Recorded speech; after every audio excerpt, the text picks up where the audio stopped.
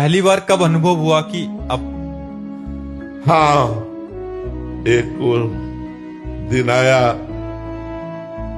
8-8 घंटे पद्मासन में बैठते थे, संन्यास मार्ग के पथिक थे तो योग मार्ग का आश्रय लिए हुए थे।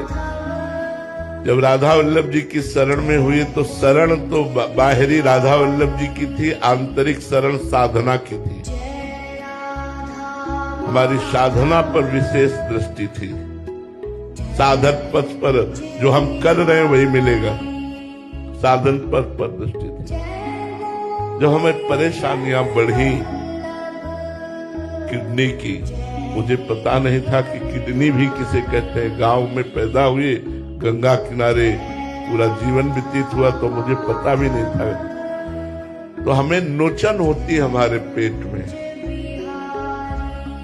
तो बलराम भैया ब्रजवासी हैं, हमारे पास 1 रुपया नहीं रहता था और ना है, आज भी नहीं। उसने कहा चलो बाबा, अल्ट्रासाउंड कराया, डॉक्टर के पास दिखाया। डॉक्टर ने कहा तुम्हारी दोनों किडनी तो फेल होने जा रही है।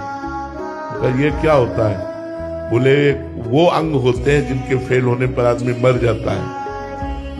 अब हमारे दिमाग में बात बैठ गई।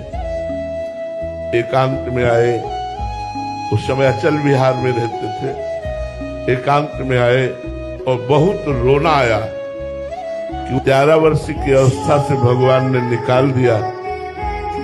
नैष्ठिक ब्रह्मचर्य महावाक्य सन्यास के मार्ग से होते हुए वैष्णव मार्ग में लाए। अभी मुझे राधा रानी के मार्ग का तो कुछ भी अनुभव नहीं है। अभी तो मैं श्री जी के मार्ग में कदम रखा हूं, मर गया, जीवन का लाभ नहीं मिला।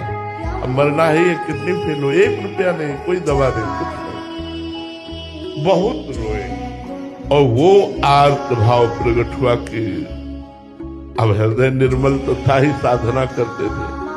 आर्त भाव, एकांत में आर्त भाव से प्रभु मुझ गरीब से अब आपकी आराधना भी नहीं बन पाएगी। बहुत, बस वही चमत्कार प्रकट हुआ।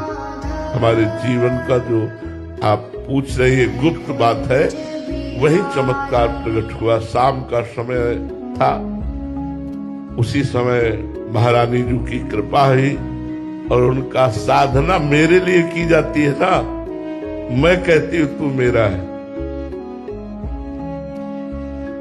बस उस दिन से जैसे हमारे हृदय में बर्फ की सिल्ली रख ली गई हो। बस वो शब्द महारानी जी के, साधना मेरे लिए की जाती है ना, और मैं कहती हूं तू मेरा है।